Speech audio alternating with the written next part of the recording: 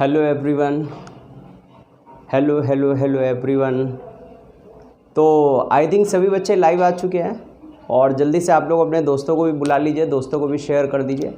और तब तक मैं कुछ इन्फॉर्मेशन आपको देता हूँ। जैसे कि हम लोग ने एक रेशियो टॉपिक स्टार्ट किया हुआ था, तो आप 5 पार्ट रेशियो टॉपिक के पढ़ चुके हैं और आज हम लोग पढ़ेंगे रेशियो का पार्ट 6।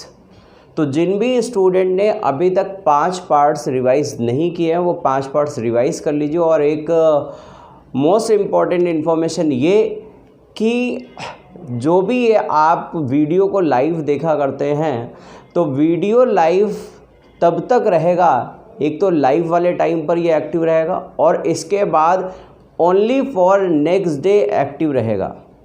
तो जो भी स्टूडेंट्स रेगुलर दिए हैं वो वीडियो पर अब रेगुलर हो जाएं, सो दैट वो कंटेंट जो आपको ये फ्री ऑफ कॉस्ट दिया जा रहा है, और मैं बता दूं आपको बहुत ही बेहतरीन कंटेंट आपको दिया जा रहा है और यही आपके मेंस के एग्ज़ाम पर टकराएगा, ये आपके सीडीएस के एग्ज़ाम पर बनेगा। इसी प्रकार के क्वेश्चन आपके यूपीएसआई पर बनते हैं और यूपीएसआई नाम के लिए केवल बोला जाता है कि बहुत हल्का उस पर कंटेंट आता है, जबकि कंटेंट नहीं आता है। आप उठा करके प्रीवियस ईयर पेपर्स देखिए। आप प्रीवियस ईयर पेपर्स का मतलब ये नहीं आप 2010 के पहले के पेपर्स देखिए, आप लेटेस्ट पेपर देखिए। तो जो भी कंटेंट आपको दिया जा रहा है बहुत ही ऑथेंटिक कंटेंट है इन सभी डिपार्टमेंट्स के लिए जिनके मैंने आपको नाम बताए। तो चलिए आज का हम लोग क्वेश्चन स्टार्ट करते हैं। आज का पहला क्वेश्चन नंबर 51 से स्टार्ट हो रहा है। जैसे कि आप सभी लोग जानते हैं 5 पार्ट्स कवर हो चुके हैं। आज हम लोग रेशियो का पढ़ेंगे 6 पार्ट। तो जल्दी से सभी बच्चे तैयार हो जाइए क्वेश्चन का आंसर करने के लिए। और आज का पहला बहुत ही प्यारा और खूबसूरत सा क्वेश्चन आपके सामने रखा हुआ है, जिस पर लिखा हुआ है इन अ मिक्सचर ऑफ 35 लीटर। बोला कि एक 35 लीटर का एक मिक्सचर है जिस पर the ratio of milk to water is 4:1। बोला गया इस पर मिल्क और वाटर का रेशियो 4:1 है। If 7 litre water is added to the mixture, बोला गया अगर इस मिक्सचर में हम 7 लीटर पानी मिला दें then ratio of milk to water changes to a new ratio. कह रहा है अगर आप 7 लीटर पानी मिला देते हैं, 7 लीटर पानी मिला देते तो एक नया रेशियो तैयार हो जाता है। If we want ratio of milk to water to change back to the original value, कह रहा है अगर पानी आपने मिलाया, कितने लीटर पानी आपने मिलाया, फिर से ध्यान दीजिए 7 लीटर पानी मिलाया। अगर आप 7 लीटर पानी मिलाते हैं तो जाहिर सी बात है अब मिल्क और वाटर की क्वांटिटी चेंज हो जाएगी, और अगर क्वांटिटी चेंज हो जाएगी तो मतलब रेशियो भी चेंज हो जाएगा। तो कह रहा है रेशियो चेंज हो गया, चलो ठीक। लेकिन अब कह रहा है कि अब बताओ वापस से हम इसमें कितना ratio of milk to water to change, वापस से अगर हम वही रेशियो पाना चाहें तो बताओ कह रहा है कि कितना मिल्क को वापस से हमें मिलाना पड़ेगा। पहले इसने पानी मिलाया है सो दैट इसका रेशियो चेंज हो गया, और अब बाद में कह रहा है ना ना ना ना हमें रेशियो चेंज नहीं करना, हमें तो रेशियो पुराना वाला ही चाहिए। तो अब बताओ दूध कितना मिलाना पड़ेगा। तो ये क्वेश्चन बहुत प्यारा क्वेश्चन है और इस क्वेश्चन को देखिए हम लोग किस तरह से अटेम्प्ट कर सकते हैं। जो भी बच्चे सॉल्व कर पा रहे इस क्वेश्चन को फटाफट आप कमेंट बॉक्स पर आंसर करिए, और जो नहीं समझ पा रहे वो इस क्वेश्चन को देखिए। देखिए 35 लीटर था जिस पर मिल्क और वाटर था, जिस पर मिल्क और वाटर था, और ये मिल्क और वाटर का रेशियो आपको दिया हुआ है कितना, 4:1। तो आप सभी को बहुत अच्छे से आता है इस 35 लीटर को 4:1 में तोड़ना। तोड़ते कैसे, 4 और 1 को जोड़िए 5, 5 बराबर 35, तो कितने गुना, 7 गुना।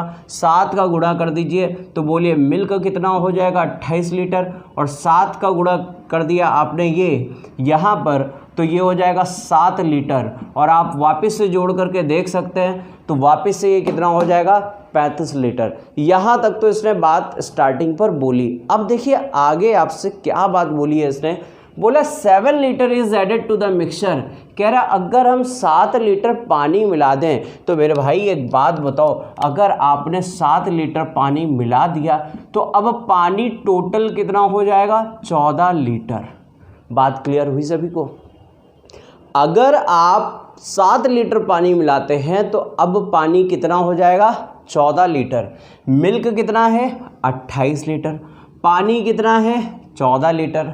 आगे आपसे क्या बोला कि आपने जैसे ही पानी मिलाया तो ज़रा बताइए मिल्क और वाटर का नया रेशियो कितना तैयार हो जाएगा, 2:1। अरे बोलो भाई, ये 28 है, ये 14 है, तो रेशियो कितना हो जाएगा 2:1। लेकिन कह रहा है हमें ये रेशियो नहीं चाहिए, हमें कौन सा रेशियो चाहिए, हमें ओरिजिनल रेशियो ही चाहिए। और ओरिजिनल रेशियो यहाँ पर क्या दिया हुआ है 4:1। कह रहा है ये 2:1 नहीं, हमें वापस से बताओ 4:1 करना है तो कितना दूध कितना मिल्क मिलाना पड़ेगा।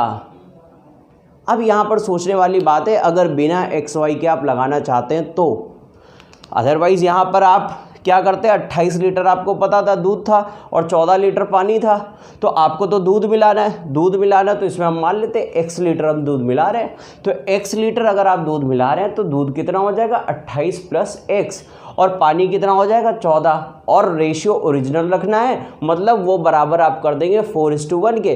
वहाँ आप बेसिक कंसेप्ट X का लगा सकते हैं, बट एग्ज़ाम पर आपको वो अटेम्प्ट नहीं करना है। आप किस तरीके से सोचेंगे कि भाई रेशियो तो तैयार हुआ 2:1, लेकिन हमें 2:1 नहीं चाहिए, हमें क्या चाहिए 4:1। तो 4:1 बनाने के लिए इसने बोला दूध मिलाना है। और एक बात सोचो, अगर दूध मिलाना है तो पानी तो नहीं मिलाया, और अगर पानी नहीं मिलाया तो पानी हो गया कांस्टेंट, पानी नहीं मिलाया तो पानी हो गया कांस्टेंट। कहने का मतलब ये, पानी की जो ओरिजिनल मात्रा थी वही पानी की फाइनल मात्रा होगी। तो पानी की ओरिजिनल मात्रा कितनी है 14, तो अब आप बोल सकते हैं 1 बराबर कितना हो गया 14 लीटर। भाई पानी जितना पहले था उतना ही पानी बाद में भी रहेगा, और 1 बराबर 14, तो जल्दी से बोलो 4 बराबर कितना 56। 1 बराबर अगर 14 है तो 4 बराबर कितना होगा 56। और अब आप देख सकते हैं कि बताओ भाई, दूध पहले कितना था 28 लीटर और दूध बाद में कितना हो गया 56 लीटर, तो इसका मतलब कितने लीटर दूध बढ़ गया 28 लीटर। तो बस यही बात हुई कि आपसे ये पूछा था बताओ कितना दूध मिलाना पड़ेगा, तो 28 लीटर दूध मिलाना पड़ेगा। आई होप सभी बच्चों को बात क्लियर होगी। और साथ ही मैंने आपको बेसिक भी बताया था कि इसने बोला दूध मिलाना है, मान लेते X लीटर दूध मिलाना, तो 28 + X दूध होता, 14 पानी होता, और इन दोनों का रेशियो बराबर हो जाता ओरिजिनल रेशियो 4:1 के। वहाँ से भी आप X की वैल्यू निकाल सकते थे, बट आपको स्मार्ट अप्रोच लगानी है। आई होप आप सभी बच्चों को ये बात क्लियर हो गई होगी, और अगर क्लियर हो गई है तो अब हम लोग चलते हैं नेक्स्ट क्वेश्चन पर। चलिए नेक्स्ट क्वेश्चन पर चलते हैं, और जल्दी से आप अपने दोस्तों को शेयर कर दीजिए। नेक्स्ट क्वेश्चन पर चलते हैं हम लोग, क्वेश्चन नंबर 52। देखिए क्वेश्चन नंबर 52 भी बहुत बढ़िया क्वेश्चन है ये। क्वेश्चन पर लिखा हुआ है Ravi has 3 alloys A, B and C with copper percentage as 36%, 50% and 60%। बोला जा रहा है रवि के पास 3 मिश्र धातुएं हैं A, B और C नाम की, जिन पर कॉपर का परसेंटेज है 36, 50 एंड 60%। आगे आपसे बोला in which of the following ratio could he melt the 3 alloys and mix them so as to get a percentage of 45% copper in the new mixture.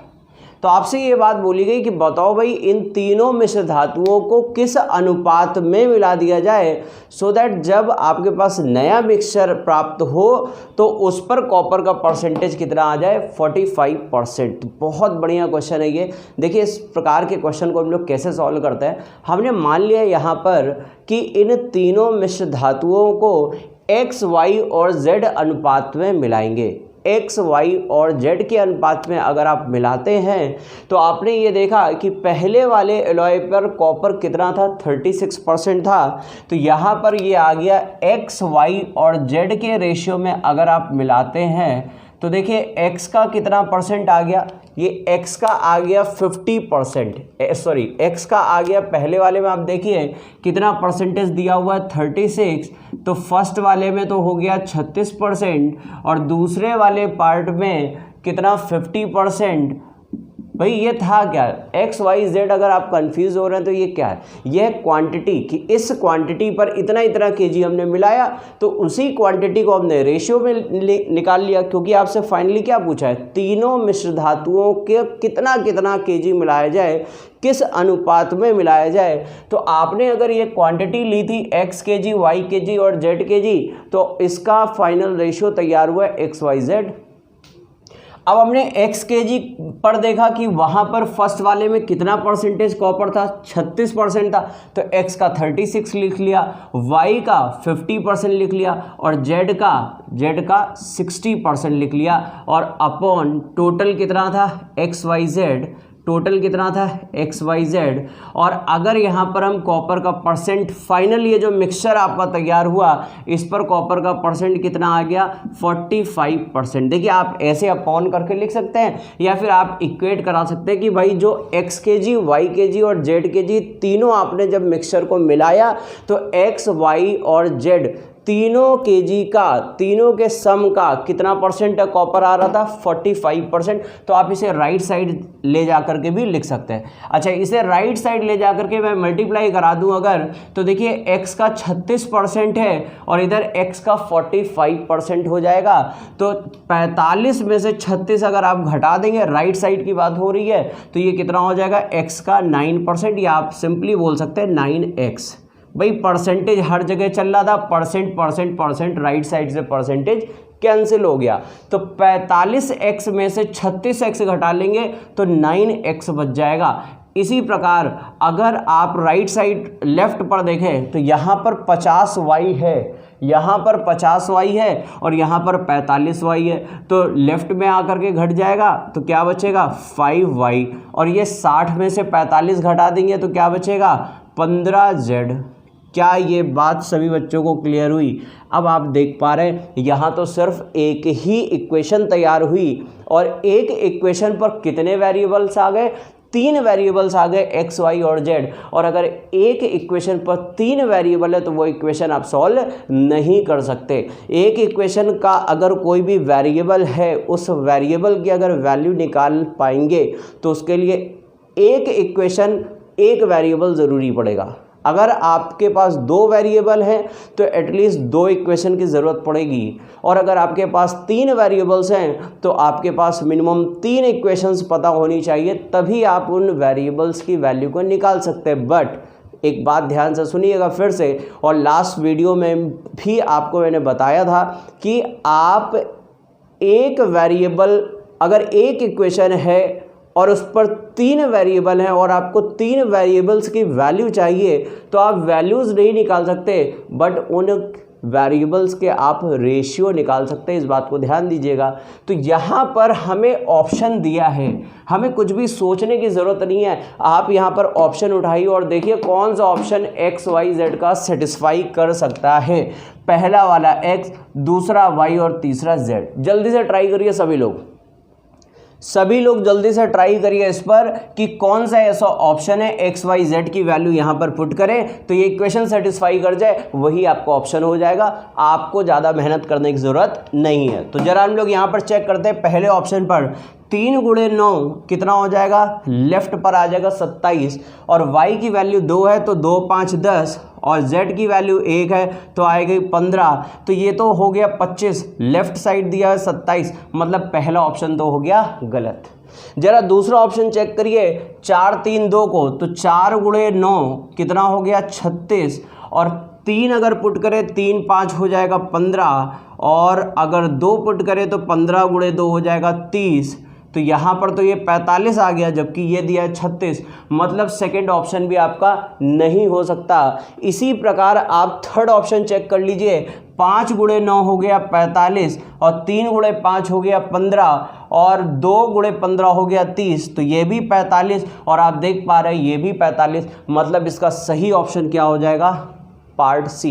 बहुत ही बढ़िया लेवल का क्वेश्चन था ये। सोचने में थोड़ा सा आपको लग सकता है कि इक्वेशंस हमें बनानी पड़ जाएगी, जबकि कोई ऐसी इक्वेशंस यहाँ पर खास नहीं थी। आई होप आप सभी बच्चों को ये क्वेश्चन क्लियर हो गया होगा। चलिए अब हम लोग चलते हैं नेक्स्ट क्वेश्चन पर। चलिए समझते हैं हम लोग अब नेक्स्ट क्वेश्चन को, और अगला क्वेश्चन नंबर है 53। नेक्स्ट क्वेश्चन मैं बता दूँ, इस प्रकार के क्वेश्चन आपने प्री क्लासेस में भी तैयार किए होंगे, प्रीलिम्स में भी आप लोगों ने इस प्रकार के क्वेश्चंस तैयार किए होंगे, जहां पर A/B, B/C, C/D दिया जाता था, और कुछ ना कुछ आपसे या तो एक्सप्रेशन या फिर लीनियर रेशियो आपसे पूछ लिया जाता था। तो एक बार आप सभी लोग इस क्वेश्चन को ट्राई करिएगा। लेकिन मैं बता दूं, जो भी स्टूडेंट्स जो तरीके ABCD के भरने वाले हैं, अगर आपने वो तरीका अप्लाई किया तो यहाँ पर इस क्वेश्चन पर कैलकुलेशन बहुत ज़्यादा बढ़ जाएगी। तो मैं आपसे बार बार बोलता हूँ कि एग्ज़ाम हॉल पर क्वेश्चन पर एक नज़र आप ज़रूर मारें कि क्या वाकई वो पूरा लेंदी मेथड करने की ज़रूरत भी है या इस क्वेश्चन में कुछ बचने का तरीका भी है। तो इस क्वेश्चन पर समझते हैं, देखिए किस तरीके से बिना ABCD के वो फिल किए हुए भी हम लोग यहाँ पर अपने क्वेश्चन को सॉल्व कर सकते हैं। इस बात को ज़रा ध्यान से समझिएगा। देखिए सबसे पहले तो ये बात, रेशियो आपको बैलेंस करना ही पड़ेगा। तो आप रेशियो को ज़रा नज़र मारिए, क्या ये रेशियो ऑलरेडी बैलेंस है क्या। देखिए A और B का रेशियो दिया है 2:3 और फिर ये A कहाँ पर है, तो A एकदम लास्ट में आ गया, मतलब A की वैल्यू यहाँ थी 2 और अगर आप लास्ट में देखें तो यहाँ पर भी A की वैल्यू दी है 2, तो मतलब ये तो ऑलरेडी बैलेंस है। A वाली वैल्यू तो बैलेंस मिल गई और यहाँ पर D की वैल्यू क्या है 5।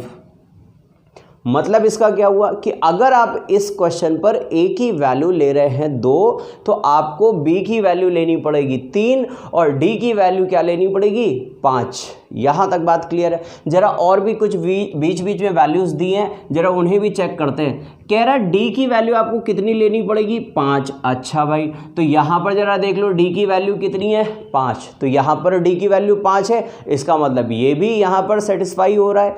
तो अगर D की वैल्यू 5 बैलेंस है तो आपको C की वैल्यू क्या लेनी पड़ेगी 4। देखिए एक ये पार्ट, एक ये पार्ट, एक ये पार्ट, ये 3 पार्ट तो आप देख चुके हैं, एकदम बैलेंस चल रहा है बिल्कुल।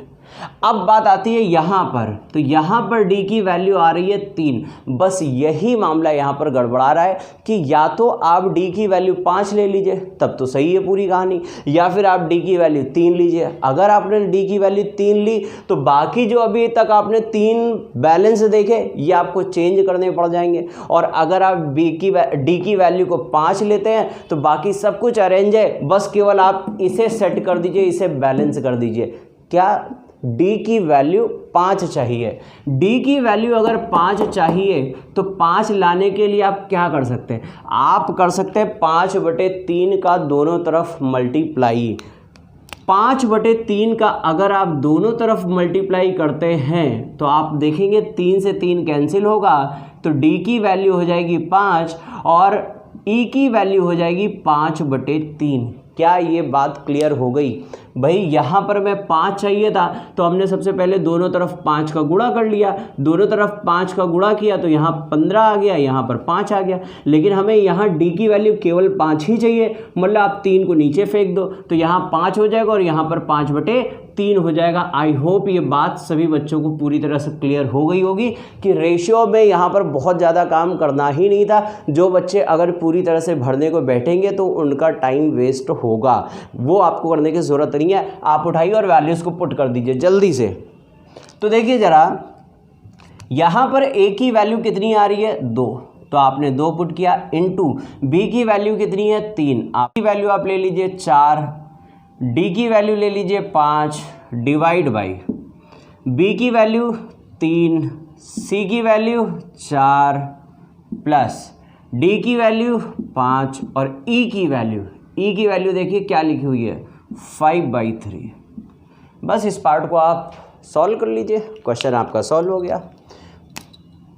तो यहाँ पर आपने सॉल्व किया तो देखिए ये कितना हो गया 2 3 6 5 4 20, तो टोटल कितना हो गया 26 और 3 4 12 और ये कितना हो गया 12 और गुणे 3, ये 3 यहाँ पर मल्टीप्लाई हो जाएगा, 12 गुणे 3 36, 36 प्लस 25, तो 36 प्लस 25 हो जाएगा 61 और ये 3 ऊपर गया मल्टीप्लाई हो गया तो 26 गुणे 3 हो जाएगा 78, तो आंसर हो जाएगा 78/61। ऑप्शन नंबर हो जाएगा डी। आई होप ये क्वेश्चन सभी बच्चों को क्लियर हो गया होगा। तो फिर से मैं बता रहा हूँ, वो ABCDE को आपको लीनियर पर एडजस्ट नहीं करना है, आप सीधा सीधा रेशियो यहाँ से देख करके अप्लाई कर सकते हैं। चलिए हम लोग चलते हैं अब नेक्स्ट क्वेश्चन की ओर। नेक्स्ट आते हैं हम लोग क्वेश्चन नंबर 54 पर, और क्वेश्चन नंबर 54 मैं बता दूं ये क्वेश्चन है क्वाइंस से रिलेटेड। आप सभी लोगों ने क्वाइन से रिलेटेड क्वेश्चंस तैयार किए होंगे। क्वाइन से रिलेटेड क्वेश्चंस पर ये थोड़ा सा डिफरेंट क्वेश्चन है जो आपके मेंस एग्जाम पर इस प्रकार के क्वेश्चंस के बनने की संभावना है। लगातार आप देख रहे हैं मैं बहुत बढ़िया बढ़िया क्वेश्चंस आप लोगों को प्रैक्टिस करवा रहा हूँ जो भी आपके मेंस एग्जाम पर आ सकते हैं। तो आपको 3 लेवल से मैं तैयार करवा रहा हूँ। आपका जो बेसिक लेवल है वो भी बीच बीच में पढ़ाया जा रहा है, मॉडरेट लेवल भी पढ़ाया जा रहा है और हाई लेवल भी आपको पढ़ाया जा रहा है। तो ये उन्हीं हाई लेवल क्वेश्चंस पर है। यहाँ पर सोचने का पूरा आपको कंसेप्ट यहाँ पर अप्लाई कर देना है कि देखिए सबसे पहले इस क्वेश्चन को आप रीड कर लीजिए, समझ लीजिए, फिर हम लोग आगे बढ़ते हैं कि कैसे क्या हम लोगों को अटेम्प्ट करना होगा। तो देखिए क्वेश्चन पर साफ मेंशन है, इन अ पॉकेट ऑफ ए, एक ही पॉकेट में the ratio of rupees 1 coins, 50 पैसे कॉइन्स एंड 25 पैसे कॉइन्स, 1 रुपये की कॉइन्स, 50 पैसे की कॉइन्स और 25 पैसे की coins can be expressed by 3 consecutive odd prime number. बोला है 3 कंसेक्यूटिव ऑड नंबर्स लिए जा रहे हैं, ऑड प्राइम नंबर्स लिए जा रहे हैं। तो सबसे पहले तो आपको ये भी जानना ज़रूरी है कि प्राइम नंबर कहाँ से स्टार्ट होता क्या है। इस पर हम लोग बाद में चर्चा करेंगे किसी दिन, क्योंकि प्राइम नंबर छोटा मोटा टॉपिक नहीं, बहुत बड़ा टॉपिक है। प्राइम नंबर पर एक दिन हम लोग अलग चर्चा करेंगे। अभी के लिए आप शॉर्ट में समझिए, सबसे पहला प्राइम नंबर, एक बार एसएससी ने आपके इसमें एग्जाम पर क्वेश्चन ये भी पूछा था, find the first prime number. तो फर्स्ट प्राइम नंबर सभी बच्चों को पता है, फर्स्ट प्राइम नंबर क्या होता है, 2। लेकिन यहाँ पर आप 2 से शुरुआत नहीं कर सकते। क्यों नहीं कर सकते? क्योंकि यहाँ पर सिर्फ प्राइम नंबर नहीं है, यहाँ पर प्राइम नंबर के साथ देखिए एक वर्ड इसने और जोड़ रखा है, क्या, ऑड प्राइम नंबर। तो सबसे पहला ऑड प्राइम नंबर क्या आएगा? सबसे पहला ऑड प्राइम नंबर क्या आएगा? 3। भाई प्राइम नंबर अगर बोल देता सिर्फ तो वो तो प्राइम नंबर होता 2, बट अगर ऑड प्राइम नंबर बोला तो सबसे पहला ऑड प्राइम नंबर क्या आएगा? 3। और फिर उसने बोला कंसेक्यूटिव ये चल रहे थे, मतलब ये बढ़ रहे थे, और किस ऑर्डर में बढ़ रहे थे वो भी साफ साफ बोला है। देखिए क्या लिखा हुआ है, असेंडिंग ऑर्डर। बोला असेंडिंग ऑर्डर में, आरोही क्रम में, बढ़ते हुए क्रम में ये नंबर्स हैं। कौन से नंबर्स हैं? ऑड प्राइम नंबर्स हैं। तो इसका मतलब पहला ऑड प्राइम नंबर क्या होगा? 3। अच्छा, तो दूसरा ऑड प्राइम नंबर क्या होगा? इसके बाद वाला जस्ट 3 के बाद क्या आएगा? 5, और 5 के बाद क्या आ जाएगा? 7 आ जाएगा। तो ये 3 आपने ऑड नंबर्स ले लिए, ऑड प्राइम नंबर्स ले लिए। कौन कौन से? 3, 5 और 7। यहाँ तक बात क्लियर हो गई। आगे बोलता है the value of coins in the bag is ₹58। कितने रुपए टोटल, कितने रुपए कॉस्ट बना रहे? 58 रुपए। अब कह रहे हैं कि इनका अगर हम ऑर्डर ही चेंज कर दें, रिवर्स कर दें, इफ़ द नंबर ऑफ ₹1, 50 पैसे, 25 पैसे जो कॉइन्स हैं, यदि आप इनका ऑर्डर चेंज कर दें, सीक्वेंस इनका पलट दें, रिवर्स कर दें, then find the new total value of coins in the pocket of A. तो आपसे बोला कि गया है कि बताओ बाद में टोटल अमाउंट कितना फ्रेम होगा। अच्छा, पहले अमाउंट कितना था? पहले अमाउंट कितना था? कहीं पर लिखा हुआ है, ये लिखा हुआ है, पहले अमाउंट कितना था? 58। और जब ऑर्डर आपने रिवर्स कर दिया है तब इसने पूछा कि बताइए अब इस पर अमाउंट कितना होगा। यही आपको फाइंड आउट करना है। बहुत ही बढ़िया क्वेश्चन फ्रेम किया गया। चलिए अब स्टार्ट करते हैं इस क्वेश्चन को। देखिए कॉइन, तो यहाँ पर आपने लिख लिया ₹1 का मतलब हो गया 100 पैसे, और फिर उसके बाद है 50 पैसे, और उसके बाद है 25 पैसे। अब देखिए 3 कंसेक्यूटिव ऑड प्राइम नंबर्स थे, तो ऑड प्राइम नंबर्स आपने उठाया। सबसे पहला ऑड प्राइम क्या पड़ेगा? 3, दूसरा क्या पड़ेगा? 5, और उसके बाद क्या पड़ेगा? 7। तो ये आपने नंबर ऑफ कॉइन्स का रेशियो बना लिया। और अब हम लोग बनाते हैं यहाँ पर अमाउंट। तो आप सभी को पता है जब आपको डिनोमिनेशन पता है, आपको नंबर ऑफ कॉइन्स पता है, तो क्या हम लोग अमाउंट बना सकते हैं? कैसे अमाउंट बनाएंगे? 100 पैसे की 3 कॉइन्स है तो अमाउंट कितना हो जाएगा? 300 पैसे। 50 पैसे की 5 कॉइन्स हैं, अमाउंट होगा 250, और 25 पैसे की 7 कॉइन्स हैं, अमाउंट होगा 175। तो ये टोटल अमाउंट कितना आ गया? यहाँ पर टोटल अमाउंट आ गया ये 675। टोटल अमाउंट 3, 2, 5, 1, 6, 1, 7, 725 आ गया टोटल अमाउंट। और आपको टोटल अमाउंट दिया कितना है? 5800 पैसे। देखिए ये 58 रुपीज़ में, अगर आप रुपीज़ को पैसे में कन्वर्ट करेंगे तो इंटू 100 करना पड़ेगा। तो यहाँ पर कितना हो जाएगा? 5800 पैसे। कितने गुना है? तो आप इसमें 8 का गुणा करेंगे तो तो 8 5 40, 8 2 16, 4 20, 8 7 56, 2 58, मतलब ये नंबर है 8 गुना। तो 8 टाइम्स आपने नंबर ऑफ कॉइन्स को कर लिया तो आपको नंबर ऑफ कॉइन्स पता लग जाएंगी। 8 3 24, 8 5 40 और 8 7 56, 8 7 56, तो ये आपको नंबर ऑफ कॉइन्स यहाँ से पता लग गई। अब इसने आपसे लास्ट लाइन पर बोला था कि आप इन नंबर्स को रिवर्स कर दो, इनका जो ऑर्डर है इस ऑर्डर को आप रिवर्स कर दो। तो इसका मतलब अब जो न्यू रिवर्स्ड ऑर्डर आएगा, रिवर्स ऑर्डर जो आएगा उस पर देखिए नंबर ऑफ कॉइन्स क्या होंगी। ये जो 56 कॉइन्स, जो 25 पैसे वाली 56 कॉइन्स थी, 56 कॉइन्स थी, अब वो 56 कॉइन्स किसके लिए बन जाएंगी? 100 पैसे के लिए, 100 पैसे के लिए। तो ये हो गई 56 कॉइन्स। ये अभी कॉइन्स लिख रहे हैं आप यहाँ पर अभी अमाउंट नहीं लिख रहे हैं, आप कॉइन्स लिख रहे हैं। अच्छा, ये 56 यहाँ पर आ गई और ये 24 यहाँ पर चली गई, और ये बीच वाले में कोई फ़र्क पड़ता नहीं है क्योंकि 3 ही नंबर थे। तो यहाँ पर ये हो गया 40, यहाँ पर ये हो गया 40। अब देखिए आपने क्या किया, आपने अमाउंट निकाला, न्यू अमाउंट। न्यू अमाउंट कैसे निकालेंगे? आपको फिर से डिनोमिनेशन पता है, आपको नंबर ऑफ कॉइन्स पता है, आप मल्टीप्लाई कर दीजिए। मल्टीप्लाई जैसे ही करेंगे आपको अमाउंट पता लग जाएगा। तो मल्टीप्लाई करिए, 100 पैसे की अगर 56 कॉइन्स हैं तो अमाउंट कितना बनाएंगी? 56 रुपये। अगर 50 पैसे की 40 कॉइन्स हैं तो गुणा कर लीजिए, 5 4 20, तो कितना रुपए बना देंगी? 20 रुपये। और अगर 25 पैसे की 24 कॉइन्स है तो अमाउंट कितना बना लेंगी? ये 24 पंचे 120, 24 2 48, 48 और 12 60, मतलब 6 रुपये बना लेंगी। 600 पैसे, ये आप बोल सकते हैं 6 रुपये। तो इस अमाउंट को अगर आप ऐड कर ले तो ये अमाउंट टोटल कितना बन जाएगा? 6 6 12 और 5 2 7 और 1 8। आंसर क्या हो जाएगा? 52। आई होप ये क्वेश्चन सभी बच्चों को क्लियर होगा। आंसर बन जाएगा ऑप्शन नंबर डी। एक बार जल्दी से आप, इस बार थोड़ा सा स्पीड में मैं बताऊंगा आपको, जल्दी से एक बार आप देख लीजिए। देखिए 100 पैसे, 50 पैसे और 25 पैसे की आपने कॉइन्स ली। चूंकि ये कॉन्जिक्यूटिव ऑड प्राइम नंबर्स की बात हो रही थी, मतलब क्रमिक विषम संख्या, विषम और अभाज्य संख्याएं, तो आपको बताया प्राइम नंबर होता है, स्टार्ट होता है 2 से, बट यहाँ तो ऑड प्राइम की बात हुई थी, मतलब नंबर स्टार्ट होगा 3 से। तो आपने 3, उसके बाद वाला 5 और उसके बाद वाला प्राइम नंबर ले लिया 7। और जब आपको डिनोमिनेशन पता था, नंबर्स पता थे, आपने प्रोडक्ट किया तो आपको अमाउंट पता लग गया। आपकी तरफ से अमाउंट आया है 725 और क्वेश्चन में अमाउंट दिया था 58 रुपये। कितने गुना दिया था? 8 टाइम्स, 8 गुना। आपने नंबर ऑफ कॉइन्स में कर लिया 8 का गुणा, तो आपको ये पता लग गया कॉइन्स कितनी कितनी हैं। 24 कॉइन्स थी, 50 पैसे वाली 40 कॉइन्स थी और 25 पैसे वाली 56 कॉइन्स थी। अब देखिए आपसे क्वेश्चन में क्या कहा गया, आपसे क्वेश्चन में कहा गया कि ये जो नंबर ऑफ कॉइन्स है इनको ऑर्डर आप रिवर्स कर दो। तो आपने इनको ऑर्डर रिवर्स कर दिया। 24 पहुंच गया सबसे लास्ट में, 56 आ गया सबसे पहले और बीच में कोई चेंज हुआ नहीं। तो अब आपको डिनोमिनेशन पता, आपको नंबर ऑफ कॉइन्स पता, तो आपने प्रोडक्ट कर दिया 100 गुणे 56, ये 5600 पैसे बन जाएगा। बट बात हो रही है रुपए की, तो 56 रुपये हो जाएंगे। 50 गुणे 40 ये हो गया 20 रुपये और 25 गुणे 24 ये हो गया 6 रुपये। तो टोटल अमाउंट आपने ऐड कर लिया, तो टोटल अमाउंट आंसर मिल गया 82 रुपीज़। आई होप सभी बच्चों को बात क्लियर हो चुकी होगी। चलिए अब हम लोग चलते हैं अगले क्वेश्चन की ओर। तो आइए चलते हैं अब अगले क्वेश्चन की तरफ। नेक्स्ट क्वेश्चन नंबर 25, बहुत बढ़िया क्वेश्चन है और क्वेश्चन को बड़ा रूप देख करके आपको घबराना बिल्कुल नहीं है।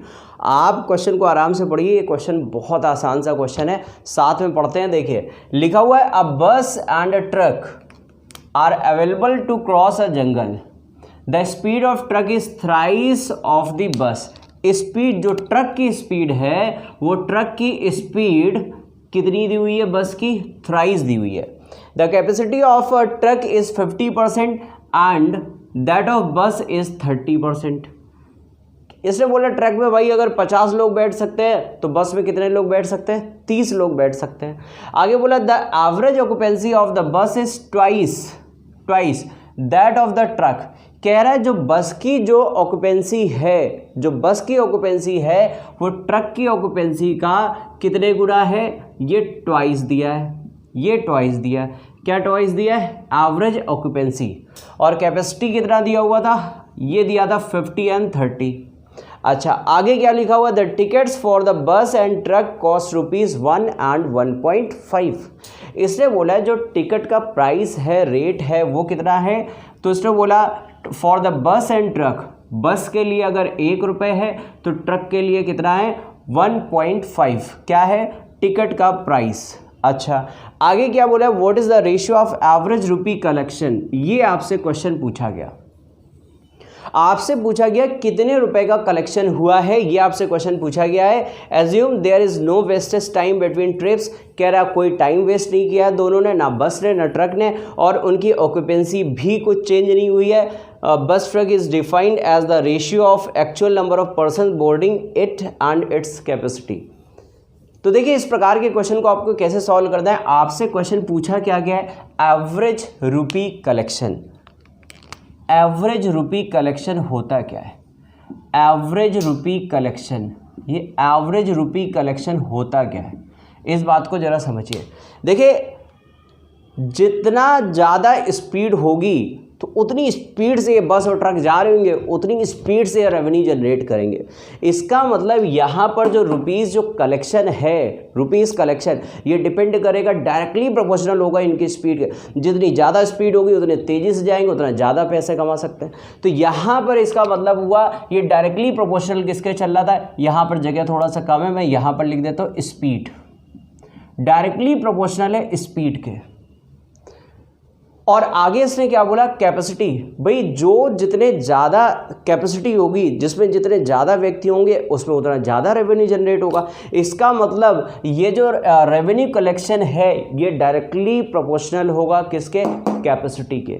तो इनटू आ गया कैपेसिटी। आगे देखते क्या लिखा हुआ है?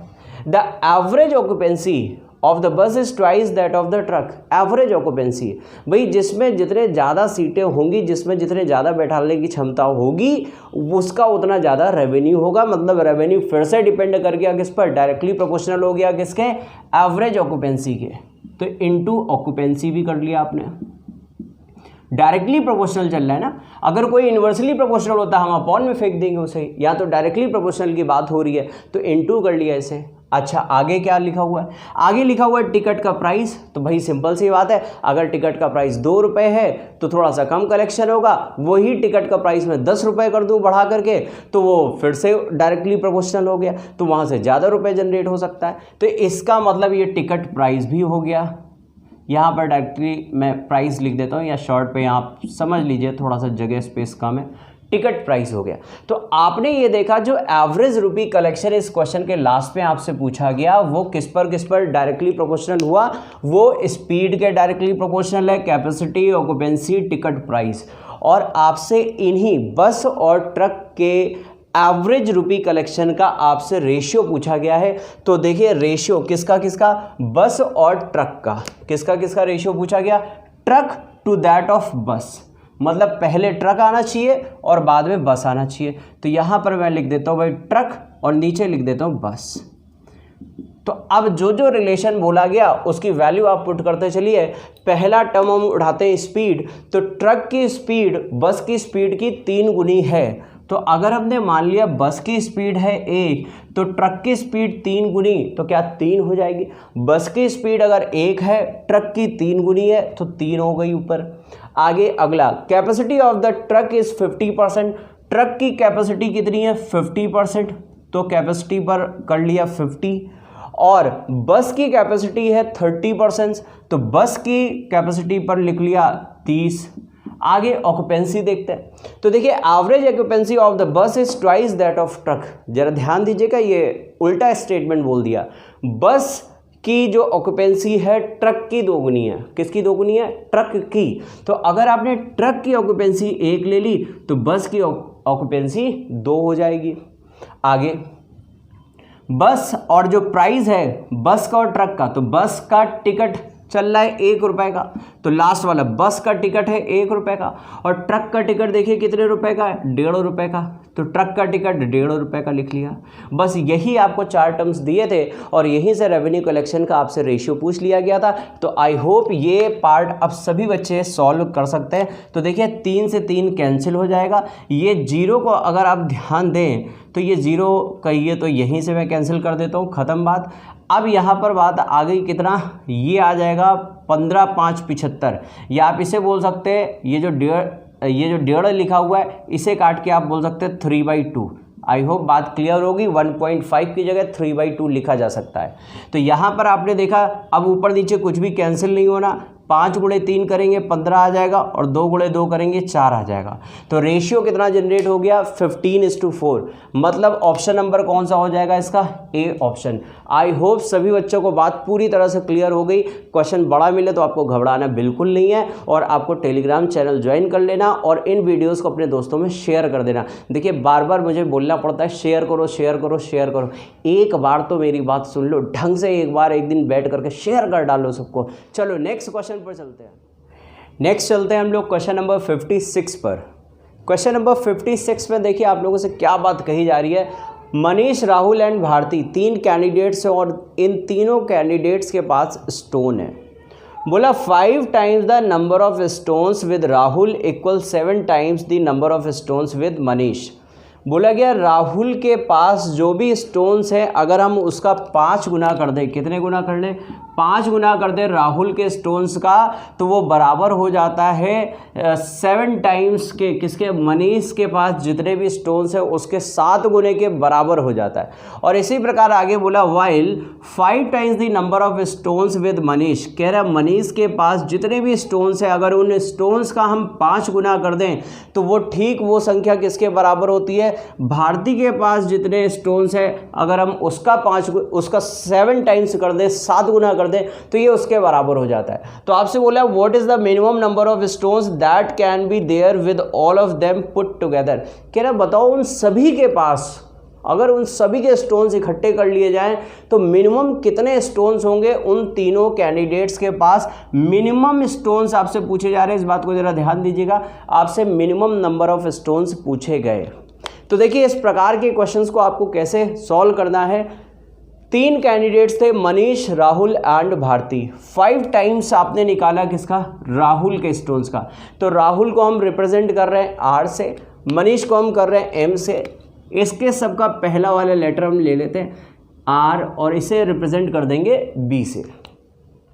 तो देखिए राहुल के पास जो स्टोन्स थे उसका 5 टाइम्स कर लो, तो 5 टाइम्स ऑफ राहुल कर लिया, 5 टाइम्स ऑफ राहुल कर लिया। राहुल के पास जितने भी कॉइन्स थे उसका अगर आपने 5 टाइम्स किया तो वो बराबर हो जाता है मनीष के पास जितने भी स्टोन्स थे उसके 7 टाइम्स के। तो मनीष के पास जितने भी स्टोन्स थे उसका 7 टाइम्स कर लिया। एक स्टेटमेंट आपको ये दिया था और दूसरा स्टेटमेंट आपको क्या दिया, 5 टाइम्स कर दो किसका, मनीष का। तो मनीष का अगर आप 5 टाइम्स करते हैं और साथ ही आप भारती के स्टेटमेंट का 7 टाइम्स करते हैं तो 7 टाइम्स आपने कर दिया भारती का, तो ये भी बराबर हो जाता है। तो आपसे कह रहे हैं बताओ मिनिमम कितने स्टोन्स हो सकते हैं। तो देखिए सबसे पहले तो आप इसे बैलेंस कर लीजिए। आप इसे सबसे पहले क्या काम करिए, आप इसे बैलेंस कर लीजिए। क्या काम करिए, इसे आप 7 को उतार दीजिए नीचे और इधर क्रॉस में कर दीजिए 5। तो ये R/7 आ जाएगा और ये M/5 आ जाएगा। और यहाँ पर देखिए क्या कर सकते हैं, M और B लिखा हुआ था, यहाँ पर नीचे ले आइए 7 को और यहाँ पर नीचे ले आइए 5 को। अब आपको अगर इन दोनों रेशियोज़ को मिलाना है तो इसका मतलब M के लिए कोफिशिएंट इसका सेम होना चाहिए। और आप देख पा रहे हैं यहाँ पर M दिया हुआ है 5 और यहाँ दिया हुआ है 7। मतलब इधर अगर हम 7 गुना कर लें तो ये रेशियो चेंज ना हो जाए, इसलिए हमें यहाँ पर भी 7 गुना करना पड़ेगा। और सेम करने के लिए इधर करना पड़ेगा 5 गुना, तो रेशियो चेंज ना हो जाए तो इधर भी कर लेंगे हम लोग 5 गुना। अब आपने देखा है M/35 बराबर आ चुका है, तो आप इसे यहीं से इक्वेट करवा सकते हैं। तो आप सीधी सीधी सी अब बात बोल सकते हैं R अपॉन 7 7 जा 49, M अपॉन 5 7 जा 35 एंड B अपॉन 5 जा 25। और ये क्या है, ये है पापा 25, ये का क्या है पापा 25 है। तो यहाँ पर आपने इन तीनों को जोड़ दिया, इन तीनों को अगर आप जोड़ेंगे भाई रेशियो तो इसी रेशियो में आएगा ना, R M और B तीनों कैंडिडेट के पास 49 35 एंड 25 के रेशियो में स्टोन्स होंगे। तो अगर आप इन्हें जोड़ दें तो मिनिमम नंबर ऑफ स्टोन्स की संख्या आपको पता लग जाएगी। तो जरा आप ऐड करिए, तो ये हो गया 5 5 10 9 19, 4 4 8 2 10। तो आप बोल सकते हैं ये फिगर आ रहा है 109 का। ये फिगर आ गया कितना 109 का, मतलब ऑप्शन नंबर क्या हो गया, second option, option number B. I hope ये सभी बच्चों को बात क्लियर हो गई होगी। बहुत टफ कोई क्वेश्चन नहीं था, आसान क्वेश्चन था, बस जो वहाँ पर कंसेप्ट लिखा हुआ था उस बात को आपने यहाँ पर अप्लाई कर दिया। चलिए अब हम लोग चलते हैं अगले क्वेश्चन की ओर। नेक्स्ट आते हैं, next question number 57। Question number 57 पर देखिए आपसे क्या बात बोली जा रही है, 2 men sitting on dining table. देखिए इस प्रकार का क्वेश्चन आपको लास्ट क्लास में भी करवाया जा चुका है, जिस पर अगर आपको याद आ रहा हो सोडा वाटर, आप में से कितने बच्चों ने कल वाला वीडियो पूरी तरह से रिवाइज कर लिया है। बिल्कुल लास्ट क्वेश्चन था सोडा वाटर।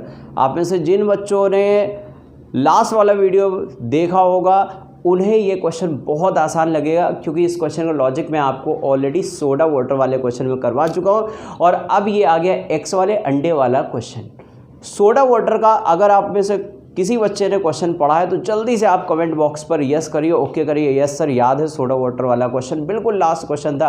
और अगर याद है आपको तो ज़रा आंसर भी कर दीजिए लास्ट क्वेश्चन का क्या आंसर था, सो दैट मैं जान पाऊँ हाँ आप भी उतनी ही मेहनत कर रहे हैं जितनी मेहनत मैं आप लोगों के लिए करता हूँ। तो आते हैं हम लोग इस क्वेश्चन पर, और देखिए लिखा हुआ है 2 men sitting on dining table. 2 व्यक्ति हैं जो डाइनिंग टेबल पर बैठे हुए हैं। 1 man has 7 eggs। बोला एक व्यक्ति के पास 7 अंडे हैं और दूसरे व्यक्ति के पास 5 अंडे हैं। A third man passing by requests them to share their food in return for money। और एक तीसरा व्यक्ति आता है और तीसरे व्यक्ति ने कहा कि भाई एक काम करते हैं, ये जितने भी अंडे हैं इन्हें हम लोग आपस में शेयर कर लेते हैं, और शेयर कर लेते हैं उसके बदले हम तुम्हें क्या देंगे, पैसे देंगे। तो इसने कहा कि जो भी फूड है उसे चलो शेयर कर लेते हैं तीनों में इक्वली, और उसके बदले हम तुम्हें कुछ पैसे दे देंगे। The 3 of them shared the eggs equally।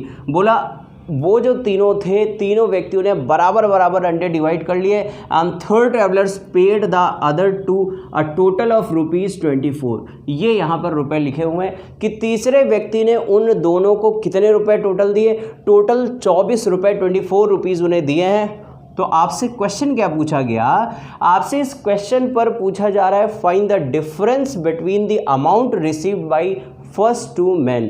बोला गया पहले दोनों व्यक्तियों ने कितना अमाउंट, जो पहले दोनों व्यक्तियों को जो अमाउंट मिला था, जो अमाउंट रिसीव हुआ था, उसका डिफरेंस क्या होगा, ये बात आपसे पूछी जा रही है। तो देखिए किस प्रकार से क्वेश्चन हम लोग सॉल्व करते हैं। हमने मान लिया भाई पहला व्यक्ति है ए, दूसरा व्यक्ति है बी और तीसरा व्यक्ति है सी। पहले व्यक्ति के पास बोलिए अंडे कितने हैं 7, दूसरे व्यक्ति के पास अंडे कितने हैं 5 और तीसरे व्यक्ति के पास अंडे कितने हैं 0। तो इसका मतलब इन तीनों व्यक्तियों के पास मिला करके कुल टोटल कितने अंडे हुए, टोटल एक्स हो गए 7 + 5 12 एक्स। टोटल एक्स कितने हो गए 12 एक्स, 12 अंडे हो गए। और इसने कहा सी ने अब इनसे कुछ कुछ अंडे उधार मांगे और बोला कि उसका हम तुम्हें रुपए दे देंगे। तो एक बात बताइए, 12 अंडे अगर तीनों में बराबर बराबर बट जाएं तो 12 अंडों को तीन बराबर भागों में डिवाइड करना है। तो प्रत्येक के हिस्से में कितने कितने अंडे आ जाएंगे, 4-4 अंडे आ जाएंगे। कितने कितने अंडे आ जाएंगे, 4-4। 12 अंडे हैं, तीनों में बराबर बराबर डिवाइड करना है तो 12/3 कर लेंगे। तो 4-4 अंडे तीनों व्यक्तियों के पास आ जाएंगे। इसका मतलब क्या हुआ कि ए के पास पहले कितने थे 7, ए के पास बचे कितने हैं 4। तो ए ने कितने अंडे शेयर कर दिए सी को 3, और बी ने कितने अंडे शेयर कर दिए, बी के पास 5 थे 4 बचे, मतलब बी ने अपना 1 अंडा सी को दे दिया। तो आपने देखा ए ने तो 3 अंडे शेयर किए और बी ने कितने अंडे शेयर किए हैं, 1 अंडा शेयर किया, तो टोटल मिला के कितने अंडे पहुंच गए, 4। अब आपसे ये बोला गया इसके लिए सी ने उन्हें कितने रुपए दिए थे, 24 रुपए।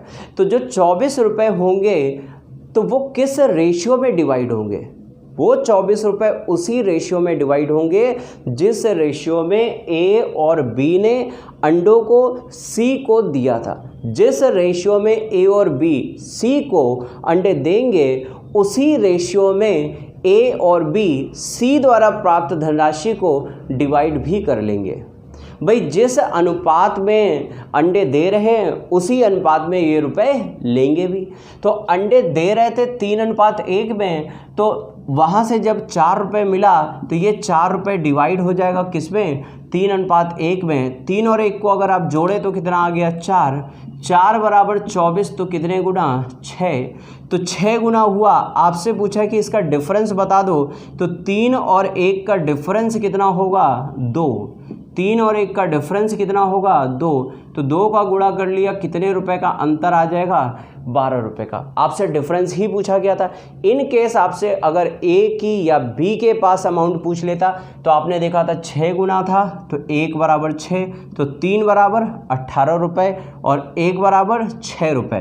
तो ए को मिलते 18 रुपये और बी को मिलते 6 रुपये, तो 18 और 6 का डिफरेंस भी कितना हो जाता, 12 रुपये। तो चाहे आप डायरेक्टली डिफरेंस निकाल लीजिए और या फिर ए और बी का इंडिविजुअल अमाउंट निकाल करके वहाँ से डिफरेंस निकाल दीजिए। आई होप ये क्वेश्चन सभी बच्चों को क्लियर होगा। लास्ट क्लास में आपको सोडा वाटर का क्वेश्चन करवाया गया था, आई थिंक वो भी क्वेश्चन आपको समझ आया होगा और ये भी अंडे वाला क्वेश्चन आप सभी को समझ में आ गया। और आ गया तो अब हम लोग चलते हैं अगले क्वेश्चन पर। आइए तो समझते हैं अब हम लोग नेक्स्ट क्वेश्चन नंबर 57 क्वेश्चन पर आपसे ये बात बोली जा रही है, vessel contains P litre of wine and another vessel contains Q litre of water. एक बर्तन है जिस पर P लीटर वाइन है और एक दूसरा बर्तन है जिस पर Q लीटर वाटर है। जरा ध्यान दीजिएगा, P लीटर तो वाइन है और Q लीटर वाटर है। दूसरे पर वाइन नहीं, एक पर वाइन है और दूसरे पर वाटर है। R लीटर कह रहा है, R litre are taken out of each vessel and transfer to other. कह रहा है पहले बर्तन से हमने R लीटर निकाला और दूसरे बर्तन से भी हमने R लीटर निकाला। अब जो हमने पहले बर्तन से R लीटर निकाला उसे दूसरे में मिला दिया और जो दूसरे से निकाला था उसे पहले में मिला दिया। मतलब दोनों का R लीटर निकाल करके एक दूसरे की तरफ ट्रांसफ़र कर दिया। फिर आगे एक आपको इक्वेशन बना करके दे दिया, कह रहा है R into P plus Q बराबर P इंटू क्यू। कह रहा है ये जो P Q और जो R लीटर आपने निकाला है इसमें कुछ एक ऐसा रिलेशन इस्टेब्लिश हो गया कि वो इस रिलेशन को फॉलो करने लगा, इस इक्वेशन को वो फॉलो करने लगा। आगे बोला if A and B are respective values of the amount of wine contain in the respective containers. कह रहा है A और B क्या है। अब देखो A और B एक 2 लेटर्स और ले आया। अब ये इन 2 लेटर्स के बारे में क्या बोल रहा है, are respective values of the amount of wine contained in the respective containers after this operation. कह रहा है ये जो ऑपरेशन आपने किया था ना कि आपने यहाँ से पहले से R लीटर निकाला और दूसरे से R लीटर निकाला और फिर ट्रांसफ़र कर दिया और ये जो एक रिलेशन फॉलो करने लगा, तो ये जो आपने जब R लीटर दोनों से निकाल लिया था उसके बाद बची हुई मात्राएँ A and B are respective values of the amount of wine, ये बची हुई नहीं, ये जब आपने ट्रांसफ़र कर दिया तो ट्रांसफ़र करने के बाद दोनों तरफ कितना कितना वाइन हो गया। ध्यान दीजिएगा, वाटर की कहीं बात नहीं हो रही है। कह रहा है ट्रांसफ़र करने के बाद दोनों बर्तनों में पहले बर्तन में जितना वाइन होगा उसे हम बोल रहे हैं A क्वांटिटी और दूसरे बर्तन में जितना वाइन होगा उसे हम बोल रहे हैं B क्वांटिटी। तो कह रहा है after this operation then what can be said about the relationship between A and B। तो कह रहा है ये जो A और B है इसके बारे में आप क्या कह सकते हैं। और नीचे 4 ऑप्शन लगा रखे हैं, A बराबर B है या A minus C upon B minus C is greater than 2 होगा या A minus B is equal to 4C होगा या NOT क्या होगा। तो मैं एक बात आपको बता दूं यहाँ पर क्या इस पूरे क्वेश्चन पर कहीं पर भी सी के बारे में जिक्र किया गया? सी के बारे में क्या कुछ भी बोला गया? नहीं। सी के बारे में जब बोला ही नहीं गया तो आप सी वाला जहाँ जहाँ सी आ रहा होगा उसे आप आंख बंद करके वैसे ही काट दें। इन दोनों ऑप्शन का कोई भी मतलब नहीं है। अब या तो ऑप्शन होगा ए या फिर ऑप्शन होगा डी। तो चलिए जरा हम लोग प्रोसेस करते हैं क्वेश्चन पर क्या बात बोली गई। देखिए, एक रिलेशन आपको फॉलो करना है, यहाँ पर मेन इंपॉर्टेंट है इस रिलेशन को फॉलो करवाना।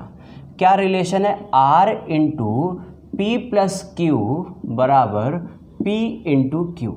ये एक रिलेशन दिया है और इस रिलेशन को आपको फॉलो करवाना है। अच्छा देखते हैं, पहले इसमें क्या दिया था? P लीटर वाइन दिया था। पहले इसमें वाइन था और दूसरे में वाटर था। दूसरे में क्या था? वाटर था। पहले में वाइन कितना था? पहले में वाइन कितना था? पहले में वाइन था P लीटर और दूसरे में वाटर कितना था? वाटर था Q लीटर। तो इसका मतलब पहले यहाँ पर वाटर कितना रहा होगा? 0। यहाँ पर वाइन कितना रहा होगा? 0। बात क्लियर है भाई? पहला बर्तन अगर पूरी तरह से वाइन से भरा हुआ है इसका मतलब वाटर उसमें 0 था, और दूसरा बर्तन पूरी तरह से अगर वाटर से भरा था तो इसका मतलब वहाँ पर वाइन 0 था। आई होप बात क्लियर होगी आपको। अब इसने कहा यहाँ से इसने R लीटर निकाला और इस पर मिला दिया। तो जब यहाँ से R लीटर निकल करके यहाँ मिला और R लीटर यहाँ से निकल करके यहाँ पर मिला, R लीटर वहाँ गया और इधर R लीटर आ गया, यहाँ से आया इस पर जुड़ गया, यहाँ से निकला इस पर जुड़ गया। तो कह रहा है कि बताओ इसके बाद यहाँ पर दोनों में कितना कितना वाइन बचेगा, और जितना वाइन बचेगा पहले वाले कंटेनर पर जितना वाइन बचेगा उसे बोलेंगे ए, और दूसरे वाले में जितना वाइन बचेगा उसे बोलेंगे बी। तो यार सबसे पहली बात ये कि ये पी क्यू आर जो हैं इनकी वैल्यूज़ कुछ पता होनी चाहिए। तो देखिए वैल्यूज़ कहाँ से निकालेंगे? ये जो आपको एक क्वेश्चन दिया हुआ है ना, यहाँ पर आपको वैल्यूज़ सोचनी है, ऐसी कौन सी वैल्यूज़ हैं जो इस कंडीशन को, इस इक्वेशन को सेटिस्फाई कर जाए। यहाँ ऐसा कोई प्रोसेस नहीं लगा सकता कि ये वैल्यूज़ निकल जाए, है ना। बट यहाँ पर आपको इस ऐसी वैल्यूज़ सोच लेनी है जो इस इक्वेशन को सेटिस्फाई कर जाएं, वो वैल्यूज़ आपको सोचनी है। तो वो वैल्यूज़ देखिए क्या सोच सकते हैं आप, 2 3 4 करके आप पुट करिए और सोचिए, या थोड़ा सा आप मेंटली सॉल्व करिए। तो एक वैल्यू मैं आपको बता दूं, यहाँ पर क्या सेट कर सकते हैं आप 6 3 9 से। तो आप यहाँ पर एक वैल्यू सेट कर सकते हैं। देखिए यहाँ पर अगर मैंने 6 लिया और यहाँ पर 3 लिया, कहने का मतलब P की वैल्यू अगर 6 ली और Q की वैल्यू अगर 3 ली तो 6 गुणे 3 हो जाएगा 18। और ज़रा देखो 6 + 3 कितना हो जाएगा? 6 + 3 हो जाएगा 9, और 9 में किसका गुणा कर दें कि 18 आ जाए। अरे भाई वैल्यू सेट हो गई। आपने राइट साइड वैल्यू क्या ले ली? आप इस तरह से आप वैल्यू को सोचिए कि यहाँ पर कुछ ऐसी हम वैल्यूज़ ले लें सो दैट यहाँ पर ये सेटिस्फाई कर जाए। तो एक वैल्यू हमने पकड़ ली 6 गुणे 3 18, 6 + 3 9, 9 गुणे 2 कर देंगे 18। मतलब अब आपको पी क्यू आर सबकी वैल्यूज़ पता लग चुकी हैं। बोलिए P की वैल्यू क्या है? तो जहाँ P आ रहा था वहाँ 6 आ जाएगा, जहाँ Q आ रहा था वहाँ 3 आ जाएगा, और जहाँ R आ रहा था वहाँ कितना आ जाएगा? 2 आ जाएगा। जहाँ R आ रहा था वहाँ कितना आ जाएगा? 2 आ जाएगा। अब मेरी बात को ज़रा ध्यान से सुनिएगा कि यहाँ से हमने R लीटर निकाला तो यहाँ से कितने लीटर निकला होगा? 2 लीटर। 2 लीटर क्या निकला होगा? वाइन। 2 लीटर वाइन निकला और 2 लीटर यहाँ पर वाइन मिल गया जा करके। तो अगर यहाँ पर 2 लीटर वाइन निकला और यहाँ मिला तो 2 लीटर वाइन के साथ में जुड़ेगा, तो बाद में वाइन कितना हो जाएगा? 2। बाद में वाइन कितना हो जाएगा? 2। अच्छा, और यहाँ से क्या निकला था? वाटर। अच्छा, तो यहाँ पर अगर वाइन 2 लीटर हो गया तो यहाँ वाइन बचा कितना होगा? 6 में से 2 घटा देंगे तो वाइन बचेगा कितना? 4। भाई 2 लीटर वाइन निकला है तो यहाँ 2 लीटर कम हो गया, तो यहाँ पर फर्स्ट कंटेनर में वाइन बचेगा कितना? 4, और 2 निकला यहाँ पर मिल गया, तो यहाँ वाइन सेकेंड कंटेनर में कितना हो जाएगा? 2 लीटर।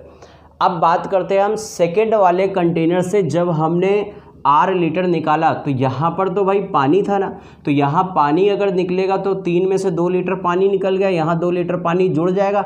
बट पानी की तो कहीं हमसे कोई बात ही नहीं बोली जा रही, तो पानी वाली कैलकुलेशन करने की भी ज़रूरत नहीं है। क्यों? क्योंकि इसने जो A और B के लिए बोला वो क्या बोला कि ये अमाउंट ऑफ वाइन है। A और B जो इस कंटेनर में बचे हुए वाइन है उसकी बात हो रही है। इसका मतलब फर्स्ट कंटेनर में वाइन जो है उसे बोलेंगे A और सेकंड कंटेनर में जो वाइन है उसे बोलेंगे B। फर्स्ट कंटेनर में जो वाइन है उसे बोलेंगे A और सेकंड कंटेनर में जो वाइन है उसे बोलेंगे B। तो फर्स्ट में वाइन कितनी है? 4 लीटर, मतलब A की वैल्यू हो गई 4 लीटर और B की वैल्यू हो गई 2। तो जो इसने ये बात बोली है ना A एंड B, तो ये इस A और B की वैल्यूज़ क्या है? तो अब आपको बात समझ आ गई होगी। A की वैल्यू है 4 और B की वैल्यू कितनी है? 2। तो क्या A बराबर B हो सकता है? क्या 4 बराबर 2 हो सकता है? नहीं, मतलब ये भी ऑप्शन गलत है। और यहाँ तो C की बात हो रही है जिसका कहीं कोई जिक्र नहीं है, मतलब यहाँ पर इस क्वेश्चन का सही आंसर क्या बन जाएगा? D option. आई होप सभी बच्चों को बात पूरी तरह से क्लियर हो चुकी होगी। एक बार आप फिर से समझ लीजिए, जैसे ही आप यहाँ पर वैल्यूज़ को सोचते हैं आपका क्वेश्चन यहीं से ख़त्म हो जाता है।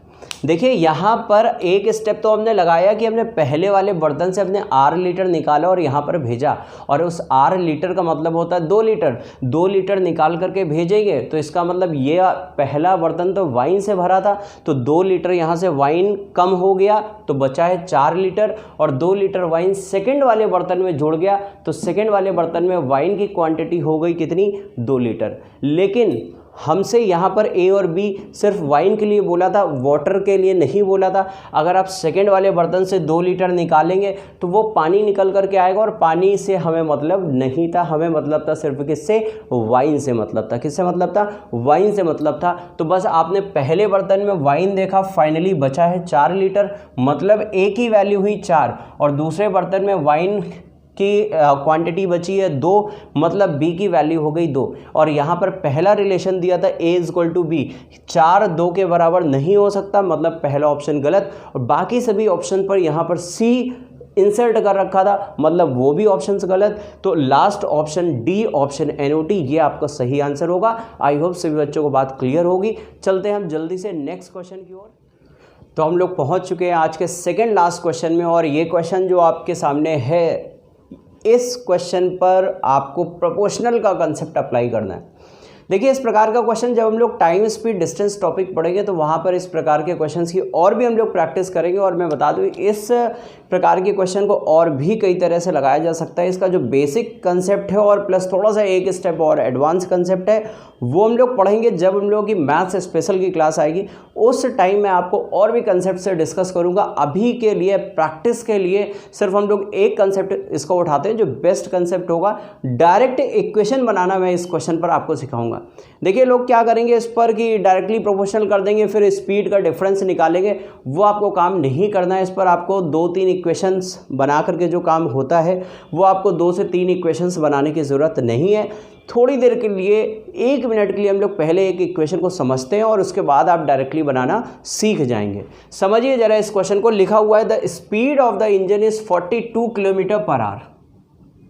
लेकिन ये 42 km/h जो स्पीड है ये स्पीड कब की है?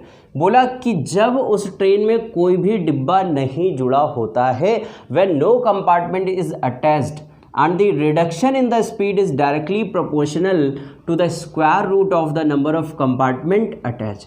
और कह रहा है जो इस ट्रेन है, जो इंजन है, इसकी जो गति में जो कमी हो रही है, इसकी गति में जो कमी है वो इससे जुड़े हुए डिब्बों की संख्या के अनुक्रमानुपाती है, जुड़े हुए डिब्बों की संख्या के वर्गमूल के अनुक्रमानुपाती है। If the speed of the train carried by this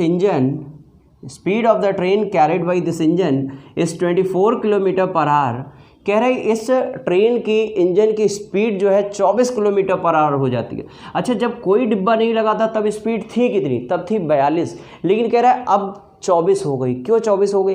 क्योंकि इसमें कहीं ना कहीं डिब्बे जुड़ गए। कितने डिब्बे जुड़ गए? कह रहा है अगर 9 डिब्बे जोड़ देते हैं तो इस ट्रेन की स्पीड हो जाती है 24 km/h, और अगर नहीं जोड़ते हैं तो इस ट्रेन की स्पीड थी 42 km/h। तो आपसे यही पूछा है कि बताइए कितने मैक्सिमम डिब्बे जोड़े जा सकते हैं so that it can carry them. कितने मैक्सिमम डिब्बे जोड़ दें कि इंजन उन्हें कैरी कर पाए, इंजन चल सके, तो अधिकतम आप कितने डिब्बे जोड़ सकते हैं। तो देखिए इसकी हम लोग 2 से 3 जब हम लोग बेसिक कंसेप्ट हम लोग पढ़ेंगे, जब मैथ्स स्पेशल का बैच आप ज्वाइन करेंगे तो उस पर आपको मैं 3 तरह से इस क्वेश्चन को करवाऊंगा, बेसिक और फिर एक एडवांस और फिर ये जो हम लोग अभी प्रैक्टिस करने जा रहे हैं। तो ये तरीका थोड़ा सा आप 1 मिनट में इस इक्वेशन को समझें और फिर हम लोग डायरेक्टली अप्लाई कर पाएंगे। समझिए, देखिए बिना डिब्बे के उसकी स्पीड थी 42, तो इसका मतलब ये जो स्पीड है ये मैक्सिमम स्पीड हो गई, ये जो स्पीड है ये मैक्सिमम स्पीड हो गई। अच्छा, ये अगर मैक्सिमम स्पीड हो गई तो स्पीड की में कमी जो थी, एक रिलेशन आपको दिया है कि स्पीड में जो कमी है, गति में जो कमी है, वो उससे जुड़े हुए डिब्बों की संख्या के वर्गमूल के अनुक्रमानुपाती है। तो स्पीड में कमी कैसे निकालेंगे, ये तो इसकी ओरिजिनल स्पीड थी जब कोई भी डिब्बा नहीं लगा था। तो अगर इसकी स्पीड मान लेते इसमें v की कमी हुई, तो अब स्पीड में कमी कितने की हो गई, 42 माइनस v, ये स्पीड की कमी हुई। तो ये डायरेक्टली प्रोपोर्शनल किसके है, ये डायरेक्टली प्रोपोर्शनल है under root of n, number of compartments के स्क्वायर रूट के, डायरेक्टली प्रोपोर्शनल हो गया। तो अच्छा, यहाँ से अगर हम स्पीड निकालें इसकी तो v बराबर आप क्या बोल सकते हैं, या आप इसे डायरेक्टली प्रोपोर्शनल हटाएंगे तो इक्वल टू के आ जाएगा, इक्वल टू के रूट n आ जाएगा। आप इसे लिख लीजिए 42 माइनस v बराबर के रूट n आ जाएगा। और अगर मैं v की वैल्यू निकालूं तो इस v को राइट साइड भेज दीजिए, इसे लेफ्ट में ले आइए, तो आप ये बोल सकते हैं 42 माइनस के रूट n। तो जो स्पीड होगी वो स्पीड क्या निकल करके आ जाएगी, 42 माइनस के रूट n। नेक्स्ट टाइम से आपको ये भी लिखने की ज़रूरत नहीं है, आप डायरेक्टली बना सकते हैं। भाई इसकी ओरिजिनल जब कोई डिब्बा नहीं था, जब डिब्बा 0 डिब्बे लगे थे, जब कोई डिब्बे नहीं लगे थे, तो इसकी ओरिजिनल स्पीड क्या चल रही थी, 42 लेकिन अब जैसे जैसे डिब्बे आप लगाते जाएंगे इसकी स्पीड में कमी होती जाएगी, और इसकी स्पीड में कमी डायरेक्टली प्रोपोर्शनल है। इसकी स्पीड में जो कमी होगी वो डायरेक्टली प्रोपोर्शनल किस पर डिपेंड कर जाएगी, वो डिपेंड कर जाएगी डिब्बों की संख्या के वर्गमूल के अनुक्रमानुपाती है। तो आपको अगली बार से ये लिखने की ज़रूरत नहीं है, आप डायरेक्टली बोल सकते हैं कि अगर स्पीड में कमी, स्पीड में जो कमी है वो डिपेंड कर रही है डिब्बों की संख्या के वर्गमूल के अनुक्रमानुपाती, इसका मतलब original speed 42 kilometre per hour से आप डिब्बों की संख्या के वर्गमूल को घटा देंगे, वो स्पीड की कमी आ जाएगी। तो यहाँ पर आपसे ये पूछा गया था कि बताइए मैक्सिमम हम कितने डिब्बे जोड़ सकते हैं। तो मैक्सिमम आप उतने डिब्बे, आपसे बोले मैक्सिमम कितने डिब्बे जोड़ सकते हैं, तो एक स्टेटमेंट मैं बोलता हूँ, ज़रा ध्यान रखिएगा इसको। हम इसका रिवर्स कर देंगे, उल्टा सोचेंगे, हम इतने डिब्बे जोड़ देंगे, इतने डिब्बे जोड़ देंगे, हम इतने डिब्बे जोड़ देंगे, ये ट्रेन चलना ही बंद कर दे। कह रहा है कितने डिब्बे अधिकतम जोड़ सकते हो, हम कह रहे हैं हम इतने सारे डिब्बे इस ट्रेन में जोड़ देंगे कि ये ट्रेन चलना ही बंद कर देगी। और सुनो जरा, अगर ट्रेन चलना बंद कर दी तो स्पीड क्या हो जाएगी, 0।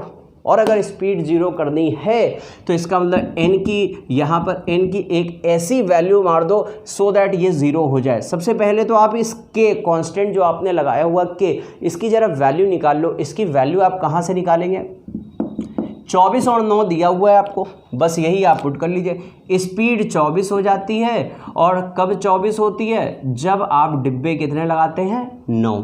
तो ज़रा देखिए, यहाँ पर के रूट 9 को लेफ्ट में ले आइए, 42 से 24 अगर आप घटा देंगे तो ये तो 3k आ जाएगा, ये तो 3k आ जाएगा, और ये 24 8 32, तो ये 18 हो जाएगा।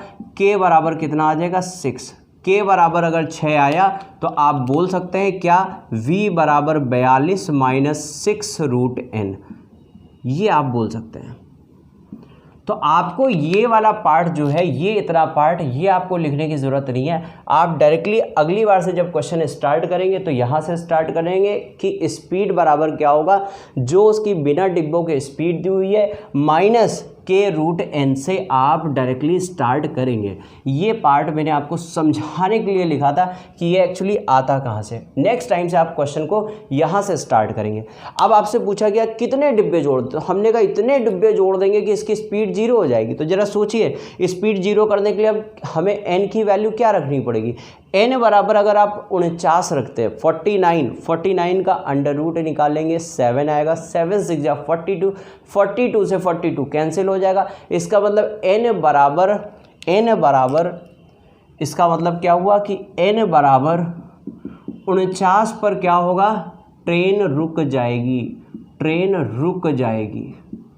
लेकिन अगर आप एक डिब्बा कम कर देंगे तो ट्रेन चलती रहेगी, ट्रेन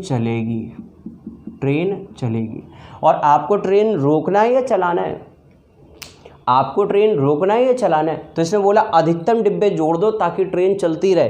तो अधिकतम कितने डिब्बे आप जोड़ सकते हैं, मैक्सिमम आप 48 डिब्बे जोड़ सकते हैं। 48 से एक भी डिब्बा ऊपर आपने बढ़ाया तो आप देख रहे हैं कंडीशन लगी हुई, ट्रेन वो रुक जाएगी। तो मैक्सिमम आप 48 डिब्बे इस ट्रेन के साथ में जोड़ सकते हैं। तो यहाँ पर जो हम लोग 2 इक्वेशंस बना करके लाते थे, 2 इक्वेशंस लगाने की ज़रूरत नहीं है, आप डायरेक्टली एक इक्वेशन से ही इस क्वेश्चन को सॉल्व कर सकते हैं। फिर से ध्यान दीजिएगा, आपको डायरेक्ट इक्वेशन बनानी है। स्पीड बराबर क्या लिख लेंगे, जो भी बिना डिब्बों के स्पीड दी हुई है माइनस k√n, हो सकता है क्यूब रूट के हो तो k क्यूब√n कर लेंगे, जो भी जैसी भी कंडीशन लगी हुई है। आई होप ये क्वेश्चन सभी बच्चों को पूरी तरह से क्लियर होगा। आज की क्लास का चलते हैं अब हम लोग लास्ट क्वेश्चन पर, और आप सभी लोगों से रिक्वेस्ट है कि आप लोग वीडियोस को लाइव आकर के देखा करिए, सो दैट जो भी आपके क्वेरी है, जो भी आपको डाउट डिस्कस करना है, वो एट द टाइम आप डिस्कस कर ले लाइव चैट पर, क्योंकि लाइव चैट तक ये आपका वीडियो चलता रहेगा और नेक्स्ट डे तक जैसे ही अगले दिन दूसरा वीडियो आएगा, आपका लास्ट वाला जो वीडियो है वो प्राइवेट कर दिया जाएगा। तो फिर बाद में आप उसे नहीं देख पाएंगे, फिर वो ओपन किया जाएगा at the time of mains exam. जब मेंस एग्ज़ाम आपका आएगा उस टाइम रिवीजन के लिए आपको 10 दिन 15 दिन पहले से वो प्लेलिस्ट ओपन कर दी जाएगी। तब तक के लिए आप फिर फ्री हो जाएंगे, बीच में आप फिर बार बार देख नहीं पाएंगे। इसलिए आप लोग अभी से डेली का डेली, अब क्यों प्राइवेट कर रहा हूँ मैं, क्यों प्राइवेट करना पड़ रहा है मुझे, इसके पीछे रीज़न ये है कि बहुत से बच्चे ऐसे हैं जो ग्रुप पर जुड़े होते हैं बट वो लाइव नहीं आते, वो डिस्कस नहीं करते, वो वीडियो को सोचते हैं आज नहीं हम कल देख लेंगे, कल नहीं हम परसों देख लेंगे। ऐसे करते करते आप देख रहे हैं 6 वीडियोस लगभग 7 से 8 घंटे का कंटेंट आपके पास आ चुका है। अब आप सोचिए 7 से 8 घंटे का कंटेंट अगर आप एक दिन में बैठ करके पढ़ पाएँ तो वो पॉसिबल नहीं है। इसलिए बाउंडेशन लगाया गया कि आप रेगुलर रहें, रेगुलरिटी मेंटेन रहे, ताकि आप कंपल्सन वश आप आकर के पढ़ पाएँ। पढ़ाई बहुत ज़रूरी है और वो आप तभी करेंगे जब आपको लगेगा हाँ चीज़ें अब निकल जाएंगी। आज नहीं पढ़ा तो आज का हमारा वीडियो गया। और मैं बता दूं फिर से, मैं उतना आपके लिए कर रहा हूँ फ्री ऑफ कॉस्ट। ये आप कंटेंट आप खुद भी देख रहे हैं, जो प्री क्वालिफाई बच्चे हैं वो कंटेंट को चेक कर सकते हैं, जज कर सकते हैं। कंटेंट कहीं से भी कमज़ोर नहीं है, बहुत बढ़िया लेवल का कंटेंट है, आपको हर लेवल से मैं आपको तैयार करवा रहा हूँ। चलिए आज की क्लास में हम लोग चलते हैं लास्ट क्वेश्चन पर। तो चलते हैं आज की क्लास में लास्ट क्वेश्चन पर। आज का लास्ट क्वेश्चन नंबर 60। तो इस क्वेश्चन के बाद आपके 6 पार्ट्स, रेशियो के 6 पार्ट्स आपके बहुत अच्छे लेवल के क्वेश्चंस के साथ में आपके कवर हो चुके हैं। तो इन 6 पार्ट्स का प्रैक्टिस जो भी सीरियस स्टूडेंट्स हैं अपने एग्ज़ाम्स को लेकर के, वो इन 6 पार्ट्स को ज़रूर से ज़रूर आप रिवाइज कर लीजिए। लास्ट क्वेश्चन पर आते हैं। क्वेश्चन पर लिखा हुआ है 2 types of T R mixed in the ratio of 3:5। कह रहा है 2 प्रकार की चाय हैं और अगर हम इन्हें 3:5 के अनुपात में मिला दें तो फर्स्ट क्वालिटी प्रोड्यूस होती है। एक क्वालिटी की चाय तैयार कर लेते हैं हम, और अगर इन्हीं चायों को 2:3 में मिला दें तो हम सेकेंड क्वालिटी की चाय तैयार कर लेते हैं। अगर हम 2:2 प्रकार की चाय अगर हमने मान लिया ए और बी हैं, थोड़ा सा हम लोग फिगर से इस बात को ज़रा समझें। आपसे कुछ ये बात बोली गई ए और बी, अगर आप ए और बी चायों को टी को अगर 3:5 में मिलाते हैं तो ये एक फर्स्ट वैरायटी हमारे पास तैयार होती है, और अगर इन्हीं ए और बी चायों को अगर हम 2:3 में मिला दें तो ये हमारे पास एक दूसरी प्रकार की चाय तैयार हो जाती है, सेकेंड क्वालिटी की चाय तैयार हो जाती है। आगे इसने बोला how many kgs of first quality has to be mixed with the 10 kg of second quality. कह रहा है पहला का बताओ, फर्स्ट क्वालिटी का बताओ कितना केजी चाय ले। थोड़ी देर के लिए हमने मान लिया x केजी लेते हैं और दूसरी क्वालिटी का कितना केजी बोला है, इसने बोला 10 केजी आपको लेना है। So that a third quality having the 2 varieties in the ratio of 7:11। कह रहा है बताओ पहली क्वालिटी की चाय को कितना केजी लिया जाए, सो दैट जब आप इन दोनों को मिक्स कर दें तो जो रेशियो तैयार हो, नया जो मिक्सचर तैयार हो, उस मिक्सचर पर A और B किस रेशियो में आ जाए। कह रहा है 7:11 के रेशियो में आ जाए। तो जो भी आप में से इस कंसेप्ट को पढ़ चुके हैं, इस प्रकार के क्वेश्चंस को आप सॉल्व करते हैं एलिगेशन से। कैसे सॉल्व करते हैं? एलिगेशन से। तो जब हम लोग एलिगेशन टॉपिक हम लोग पढ़ेंगे तो वहाँ पर इस प्रकार के क्वेश्चंस को आपको मैं फिर से प्रैक्टिस करवा दूंगा कि एलिगेशन से कैसे अटेम्प्ट करते हैं। अभी आज की क्लास पे आप इसे सीखिए रेशियो से। और रेशियो भी मैं बता दूँ, रेशियो का मैं बेसिक नहीं बता रहा हूँ, रेशियो का मैं एक थोड़ा सा एडवांस तरीका नहीं बता रहा हूँ। आज हम लोग अभी इस क्वेश्चन को अटेम्प्ट करने वाले हैं रेशियो के ऑप्शनल अप्रोच से। तो ऑप्शनल अप्रोच आप लगाइए, आपको पूरा सॉल्व करने की ज़रूरत नहीं है। आप में से कई बच्चे ऐसे हैं जो जान रहे हैं कि कम से कम 3 से 4 तरह से इस क्वेश्चन को आप सॉल्व कर सकते हैं, बट हम लोग सबसे स्मार्ट अप्रोच, सबसे छोटा अप्रोच, सबसे छोटे सोल्यूशन के साथ में हम इस क्वेश्चन को सॉल्व करना चाहते हैं। तो देखिए यहाँ पर लिखा हुआ है क्या कि बताओ किस अनुपात में मिला है x kg, x की क्वांटिटी कितनी होनी चाहिए सो दैट जब आप मिक्स करें तो यहाँ पर 7:11 का रेशियो आ जाए। एक बात सोचिए ज़रा, अगर 2:3 है तो ज़रा तोड़ दीजिए इस 10 को, तो 2 3 जोड़ेंगे 5 आएगा, 5 बराबर 10 तो 1 बराबर 2, तो इसका मतलब ये हो जाएगा 4 kg और ये हो जाएगा 6 kg। तो 4 और 6 को जोड़ेंगे 10, 4 और 6 का रेशियो बना लेंगे तो कितना आ जाएगा, 4 और 6 का रेशियो आ जाएगा 2:3। मतलब आप कह सकते हैं यहाँ पर A होगा 4 kg और B होगा 6 kg। अब ज़रा एक काम करिए, आप यहाँ पर जब इन दोनों को मिक्स करेंगे तो A के साथ में मिलेगा और B के साथ में मिलेगा। ज़रा मिलने के बाद देखिए A में टोटल कितना है, 7, 7 में से 4 घटाओगे तो यहाँ कितना आएगा, 3 आएगा। और अगर 11 B को देखें तो B टोटल कितना है 11 और यहाँ B कितना है 6, 11 में से 6 घटाओगे तो 5 आ गया। तो भाई जितना घटा रहे हैं उतना ही यहाँ पर लिखा हुआ है, इसका मतलब यहाँ की टोटल क्वांटिटी कितनी होनी चाहिए, 8 kg। अरे हाँ या ना, तो x की वैल्यू कितनी होनी चाहिए, 8 kg। ऑप्शन नंबर क्या हो जाएगा, C। आपको यहाँ पर रेशियो अप्लाई करने की ज़रूरत नहीं है, आपको यहाँ पर एलिगेशन अप्लाई करने की ज़रूरत नहीं है। आप क्वेश्चन को देखा करें और देखिए सबसे स्मार्ट अप्रोच क्या लग सकती है। एग्ज़ाम हॉल के लिए आपको यही प्रैक्टिस करके जाना है कि सबसे कम टाइम पर ऐसा कौन सा तरीका है जिसकी दम पर हम सबसे कम टाइम पर अपने क्वेश्चंस को सॉल्व कर पाएँ। अब आपका ये आज से मैं बोल दूं आपके 6 पार्ट्स वीडियोस आपके कंप्लीट हो चुके हैं।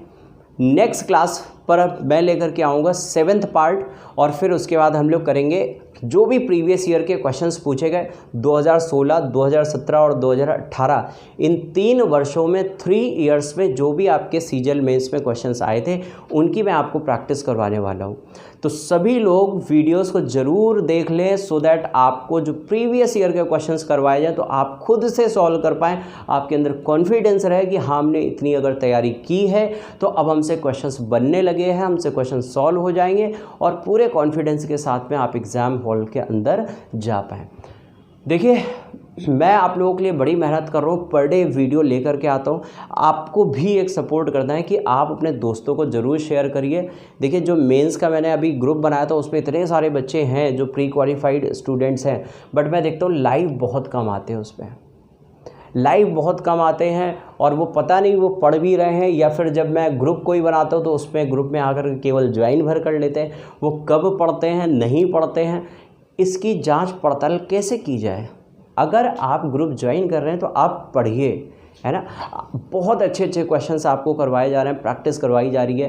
तो इन क्वेश्चंस को आप जब तक लॉकडाउन है, जब तक हम लोग ऑफलाइन क्लास में नहीं मिल पा रहे हैं, तब तक आप इन क्वेश्चन को जल्दी जल्दी रिवाइज़ करते जाइए ताकि आपकी स्पीड मेंटेन रहे और मेंस का जब एग्ज़ाम हो तो बहुत अच्छे से आप परफॉर्म कर पाएँ। चाहे मेंस हो, चाहे यूपीएसआई हो, चाहे कमिंग सीजीएल प्रीलिम्स हो, इन सभी के लिए आपको कुछ ना कुछ चीज़ें यहाँ से बार बार सीखने को मिल रही हैं। तो इन चीज़ों को आप सीखते रहिए वीडियोस को अगर आपको पसंद आया है तो वीडियो को आप लाइक कर दीजिएगा। जो भी स्टूडेंट अभी तक चैनल पर नहीं थे, आज पहली बार फर्स्ट टाइम आए, चैनल को आप सब्सक्राइब कर लीजिएगा सो दैट जो भी न्यू वीडियोस आएँ उसका नोटिफिकेशन आप तक पहुंच जाए। चलिए आज के लिए बहुत बहुत धन्यवाद, थैंक यू सो मच। और अपने दोस्तों को शेयर करना बिल्कुल ना भूलें। Thank you so much.